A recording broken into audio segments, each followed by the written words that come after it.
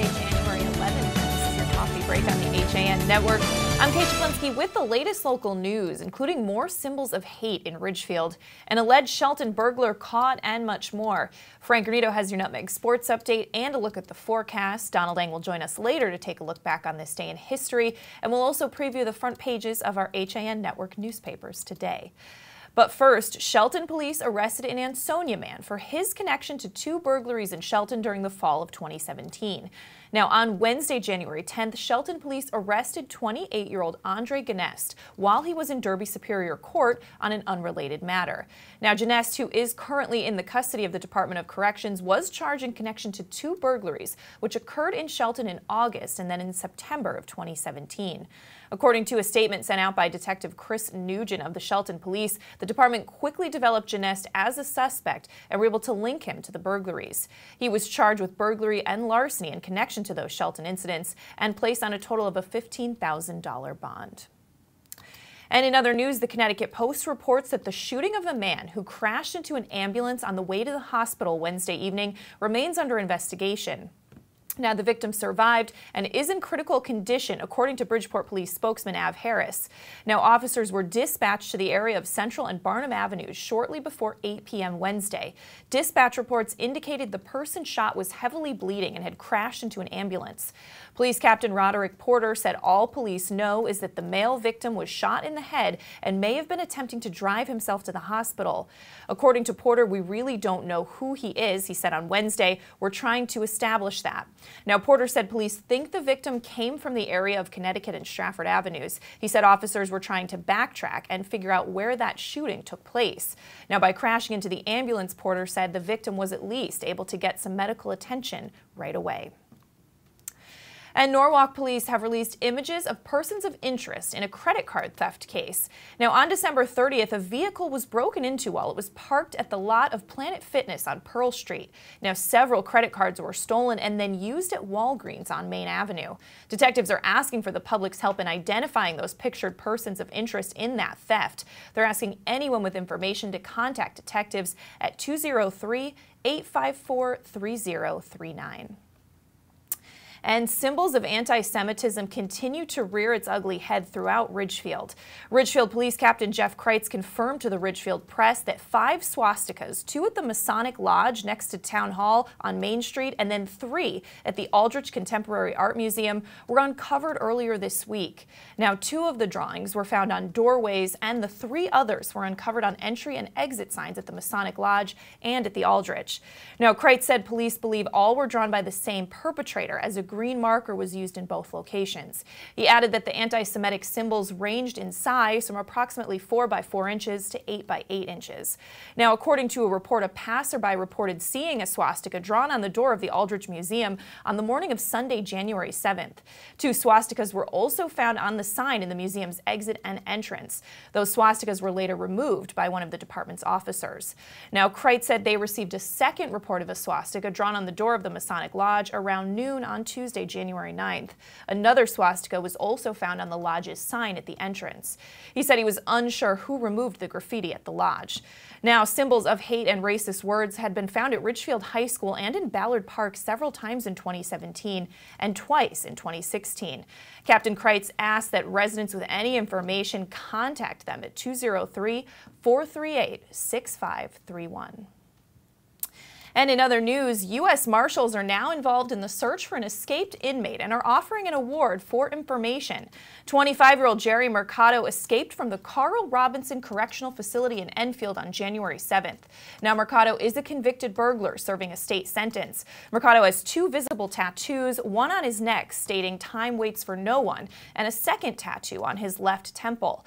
Now, the U.S. Marshals Violent Fugitive Task Force is offering a cash reward of up to $1,500 for information leading to the arrest of Mercado.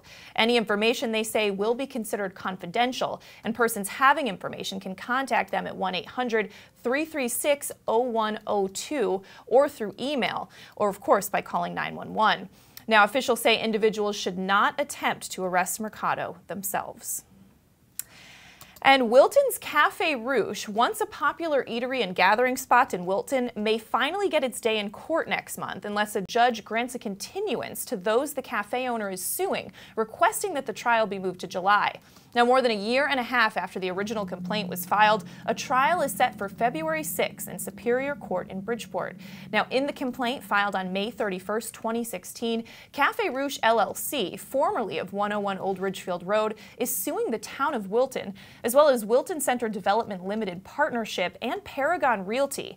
Now, the cafe, which also operated as a yoga studio, was owned by Annie Horn and Barbara Chopin of Weston.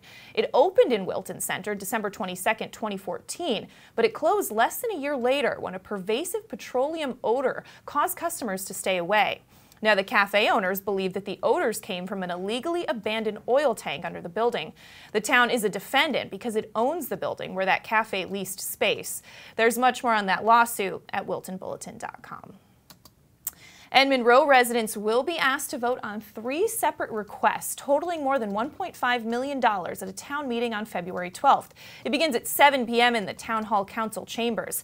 Now, Town Council voted to send the 3 questions to a town meeting during its meeting on Monday. And now the Board of Finance, which meets next Tuesday, must also grant its approval for that town meeting to be official. Well, the questions will ask voters to approve or deny number 1, appropriating just over $1 million for costs associated with road construction and reconstruction, which would include the construction, reconstruction, and repair of resurfacing of various town roads. Number 2, appropriating $406,000 for the purchase of 2 dump trucks for the Department of Public Works. And 3, appropriating $132,000 to purchase 2 vehicles for the Stevenson Volunteer Fire Department. There is much more on that story at MonroeCourier.com. But let's throw it over to Frank Granito now for a look at your forecast. Frank. Okay, thank you, Kate. We're looking at an overcast day today around Fairfield County. A little warmer out than we've seen the past few days. Temperatures in the mid-40s. Will continue to get a little more mild as we move through the afternoon. And then it starts to get a little fuzzy overnight. We're looking at dense periods of fog and rain starting tonight later on. That's going to carry through tomorrow night. And we've seen the National Weather Service issue a flash flood warning for a lot of Connecticut here. We're looking at upwards of 3 inches of rain in parts of the state, as you can see. That, along with melting snow, could cause floods in some urban areas, along with streams and rivers. Looking at tomorrow's forecast, it's going to be raining for most of the day, on and off periods of heavy rain. It's going to be mild out, temperatures all the way up into the mid-50s. Areas of fog and more rain overnight tomorrow. We could see thunderstorms as well before Saturday morning, and that's really when that flash flooding could be at its worst. Saturday, a little more rain in the morning, but after that it should start to clear out. Cloudy, breezy through the afternoon. Going to be a cold one Saturday night. Temperatures going all the way down into the teens. We'll keep you updated on everything you need to know about these flood warnings. For now, though, go back over to Kate. All right, thanks so much, Frank. We're going to step out for a break. When we come back, Donald Ang will take a look back on this day in history. Frank has your Nutmeg Sports Update, and we have more local news after this. Voted best gourmet to go in Fairfield County, Palmer's extensive menu offers everything you'll need to make your next event easy and delicious. Whether you're hosting a small get-together or planning a large celebration, they've got you covered breakfast through dessert. Order online at palmersdarien.com or call 203-655-2077. Yeah, Dad. Kyle, I need you to update the financial statements. I took care of that yesterday, Dad. Mac, I need you to get those deals approved. They're all done, Mr. Miller. Jeff, I need you to order lunch for the meeting. They can't do a thing without me. Right now, lease a 2017 Sentra S for only $97 a month. I'm never going to retire. UK Gourmet is the largest specialty grocer in the area, featuring food from England, Ireland, Scotland, and Wales. Over 80 teas to choose from and a brilliant assortment of biscuits to go with them. Over 70 cheeses from grass-fed cows, which makes a smashing difference in taste. The creamiest chocolate you'll ever taste using no artificial colors or preservatives. So say hooray for UK Gourmet, 78 Stony Hill Road in Bethel, or visit ukgourmet.us. Dr. Stephen Molinaro and Peter Healy of Family Practice Dentistry and Laser Dental Care have served Ridgefield for over 22 years. Experienced staff offer gentle drillless techniques, preventative care, and cosmetic procedures in a relaxed environment. Grateful for the community's trust and support through the years, new patients and their families are welcome. Call today.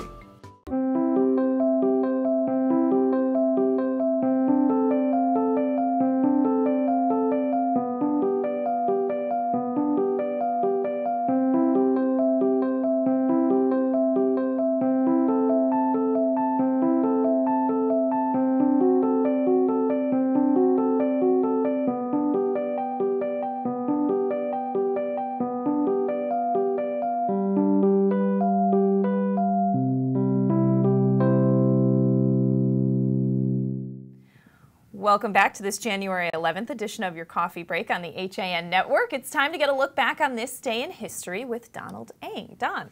Well, Kate, on this day, a doctor is generally credited with having saved about 8 or so million lives. We're going to get that in a second. First, though, we go to 1908, a Grand Canyon National Monument created by President Theodore Roosevelt. Roosevelt was a New Yorker who was an avid enthusiast of all things American West. Now, since only Congress could designate a national park, Roosevelt made it a national monument, which he then defined so precisely as to make it virtually indistinguishable from a national park. The 277-mile-long gorge is visited by about 6 million people each year. 1935 now, Amelia Earhart becomes the first person to fly solo from Hawaii to California. The flight was motivated by Hawaiian business interests who offered a $10,000 prize for the first person to do it, actually 400 miles longer than her transatlantic flight a couple of years earlier, and also pretty dangerous. 3 men were presumed to have died in 1934 attempting the flight that Earhart completed in 1935. Now we go to 1973. Major League Baseball owners vote to approve the American League adopting the designated hitter position. Their motivation? Surprise, money. Oakland A's owner Charlie Finley there led the movement for the rule change, famously stating that, quote, "I can't think of anything more boring than to see a pitcher come up when the average pitcher can't hit my grandmother." Finally, now we go to 1964, a landmark public health moment for this. In the history of the world, no non-essential habit ever got so entrenched so fast. 70 million Americans smoke. Today they got a message from the United States Surgeon General, who has had a blue ribbon committee studying their habit for 14 months. Out of its long and exhaustive deliberations, the committee has reached the overall judgment that cigarette smoking is a health hazard of sufficient importance to the United States to warrant remedial action. This overall judgment was supported by many converging lines of evidence, as well as by data indicating that cigarette smoking is related to higher death rates in a number of diseases. This was Surgeon General Luther Terry, who on this day published the landmark report on smoking and health. Since then, the rate of people smoking has fallen from 44% to under 15%. Smoking rates today vary widely by education. Those with a GED, more than 5 times more likely to smoke than those who have a college degree. Smoking-related illnesses still, by the way, kill about 480 or so thousand Americans each year. That is your look back in history for today, January 11th, and I'm Donald Eng. Thanks so much, Don. Well, in other local news in Stratford, the developer of a proposed affordable housing apartment complex on James Farm Road is again seeking zoning approval. Now, the new Julia Ridge plan calls for 116 apartments in a 4-story building with 215 parking spaces underneath the structure. Now, 30% of those units, or 36 apartments, would be designated as affordable housing. Now, previous applications to develop that site at 795 James Farm Road have been rejected or withdrawn, including a 60-unit proposal that went through the zoning process and was denied in late 2016. Now, there has been litigation on the matter, with at least one developer appeal still pending in court. Well, the Zoning Commission is expected to hold a public hearing on the newest proposal at its January 30th meeting. Prior to that, at its January 16th meeting, the Planning Commission will consider the developer's application to create a special zoning district on the land. Now, the property drops down sharply from James Farm Road and includes wetlands in a rear corner. It also borders Peters Lane and Roosevelt Forest and is located across from Alexandra Drive and slightly north of Candlewood Road. It's also close to Ornoak Village. Now, some Stratford officials have suggested the town try to buy that property as it is next to Roosevelt Forest and state open space funding is being pursued for that purpose. More on that story at StratfordStar.com. And in development news in Shelton, construction of a new 160-unit senior living facility has started on Beard Sawmill Road off of Bridgeport Avenue and behind the Wells Hollow Farm. Now, Brightview Senior Living plans to open the multi-level facility in 2019, creating about 100 full and part-time jobs. The facility will have 86 independent living units, 48 assisted living units, and 26 units for people with dementia, such as Alzheimer's disease.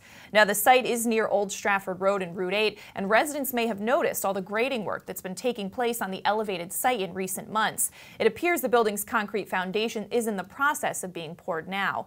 Well, Julian Masiello, Brightview Vice President of Marketing and Sales, said that Shelton was selected for the Maryland-based company's second facility in Connecticut because it's an underserved market. More on that story at SheltonHerald.com. And the deadline to submit photographs to Fairfield Museum's 10th annual Images Juried Photography Show is approaching, and submissions will be accepted through the contest website through January 22nd at 11:59 p.m. Now, Images 2018 celebrates the work of regional photographers. A jury will select approximately 40 photographs for exhibition at the Fairfield Museum from March 1st through April 15th. Images 2018 provides an opportunity for artists to connect with prominent collections, gallery owners, as well as fellow photographers and the public. Now, 2 grand prize winners will be selected, one for professional/serious amateur and one for student. Now, the award for professional or serious amateur winner is a gallery show in Southport Galleries, and the student grand prize winner will receive a portfolio review with a professional in the photography field. There's much more at ncadvertiser.com. All right, let's throw it back to Frank Granito now for your Nutmeg Sports Update. Frank. Okay, thank you, Kate. We were at Terry Connor's ice rink last night for some girls hockey in the FCAC. SWS, Stanford West Hill Staples, taking on the Wilton Norwalk McMahon Co-op. SWS able to pick up their first victory of the year, and it was a beauty. 8-2. They took down the Warriors. Leading the way, Jessica Zhu, 3 goals for SWS as they trailed 1-0, but never looked back after getting on a roll. Let's look at a quick highlight package from last night's win. Yeah, we'll see how girls do here on the power play. Get to finally see the power play for the first time tonight. Big opportunity for the Wilton side. Get a big point here. Oh, there is the point in front as they score. As Mensah takes the puck away at the blue line. Mensah now heading in on goal. Lets a shot go. Kick saved by Nasia. Rebound towards the net. They poke, he scores!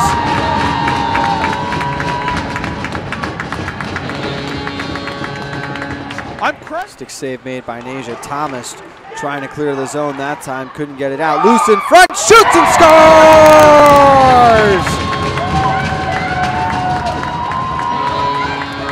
Wilton starting to pack its defense in front of the net and just try to cut things off. Zhu wiggling her way free, and she's on the board again. Lane lost it. Laredo tried to kick it up to her own stick, but went down and is slow to get up in front of the net. Mary Layden, nice to come out of her crease, check on her, make sure everything's okay. Good sportsmanship there. Pass out in front. Walsh joins the rush. Walsh with a shot. She scores! Great finish there by Walsh.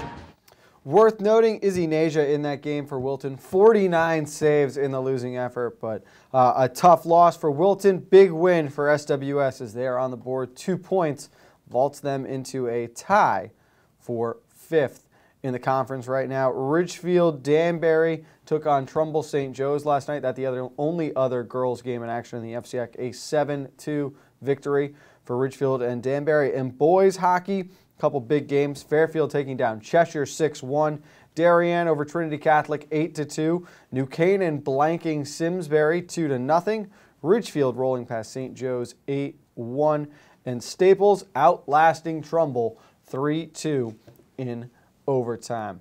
Kevin Coleman and I will have a full breakdown of last night's game at 2 o'clock on Nutmeg Sports. We'll also get you ready for tonight's boys basketball game on the HAN Network, 7 p.m. from Trumbull High School when the Eagles host the Wreckers of Staples. That'll do it for this Nutmeg Sports Update. Let's go back over to Kate. Thanks so much, Frank. We're going to step out for a break. When we come back, John Kovach joins me and we preview our front pages this week after this.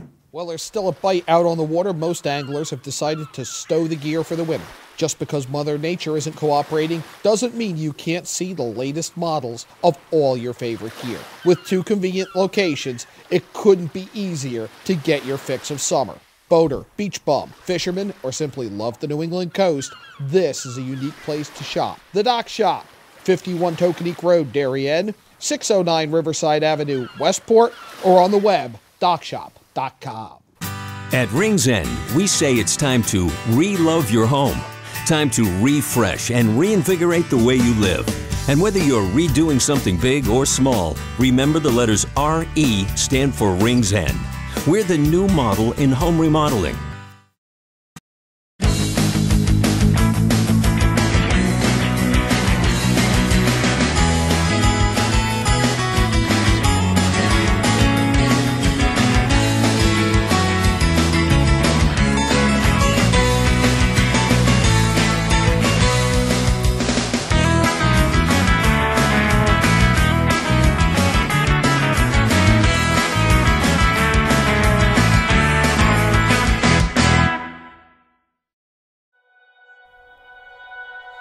At Budget Blinds, we're in business to frame the light, the day, and the night. So we give you an exclusive combination of high style, expert service, our no surprises pricing, and our no questions asked warranty. We believe that everyone, at every budget, deserves style and service. Isn't that a beautiful place to be?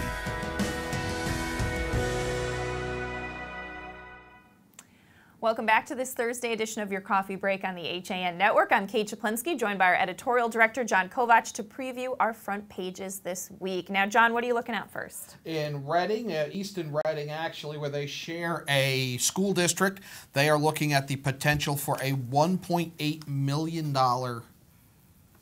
school budget increase, and that's just the start of talks. All right, well, I'm looking at the Weston Forum this week. The fire department there giving its annual awards. Some nice photos of the volunteers there receiving awards. And in Easton, a police officer suffered smoke inhalation while saving a dog from a fire. All right, taking a look at the Wilton Bulletin this week, a story we just mentioned earlier on Coffee Break, and that's at Cafe Ruche. That trial is set for February. The town is being sued in that case related to a petroleum smell on this property that the owners of Cafe Ruche said led to them having to close. Also, some photos of folks enjoying some winter fun. And 1 family and 3 Eagle Scouts. Very cool. And then a little history story about the first steamship. Very cool. Very cool. In Milford, the superintendent of schools has proposed a nearly 1.4% increase in the school budget. A look at the snow in downtown Milford and the Peace, Love, and Music Festival in honor of Marin Sanchez will not be renewed, but the foundation will continue to keep her memory alive. All right, taking a look at the Monroe Courier this week. A building committee has been formed. The council will be taking the next step in some EMS facility renovations. Also a story we just had, and that's 3 questions for a town meeting coming up in February. Also a serious accident. The driver of a van seriously injured after a head-on collision with a school bus in Monroe last Wednesday. And hundreds braving the chill recently to explore Monroe's history at a special event. Teachers in Stratford voted to accept furlough days, which could forestall some layoffs there. The town of Stratford getting $450,000 for a complete streets project, and that's along Main Street and Barnum Avenue, as well as Southeast Broadway, and the town council voting to tear down the former Center School building. Okay, taking a look at the Trumbull Times this week. We always love some good snow day photos, and those are on the front page. Also, St. Joseph High School unveiling its Wellness Center. More on that, and some photos from our own Steve Gutman there. Former councilman decrying double dipping, saying that First Selectman Vicky Tesoro's administration is creating a situation in which town employees could double dip at taxpayer expense by retiring with a pension and then applying for another job. Also, Herbst draws fire for judicial nominee comments. And And golfers to make a community impact Monday. They have a nice course laid out at the Trumbull Library. It's nice to think about golf with all these snow photos. Yeah. In Shelton, the Herald will be following the Shelter Ridge wetlands vote that is scheduled for tonight. Watch SheltonHerald.com for updates on that. Also following the possibility of, quote, high-end multi-use, unquote, development coming to Bridgeport Avenue, and a tattoo artist who is donating proceeds from her work to Lyme disease research. All right, taking a look at the New Canaan Advertiser this week. It was the bomb, talking, of course, about the bomb cyclone with some snow photos there. And a story we talked about earlier this week, the superintendent in New Canaan asking for a $3 million budget increase for the next fiscal year. Also, students getting 4 bits of advice from a parent at St. Luke's. In Darien, budget talks are continuing after the proposal for an increase of 2.75%. Colorful inflatable unicorn being I love that. used. Isn't that I want one. I figured you would. I knew you would. And that's a great photo by Laureen Valenti. Plans for the Ox Ridge Field introduced by First Selectman Jamie Stevenson. Flag exhibit is going to be starting next week at the Darien Historical Society. And this is a very moving and very important and very touching story. It's also an editorial in the Times this week. And that is a Darien teen, 15-year-old Lily Genovese.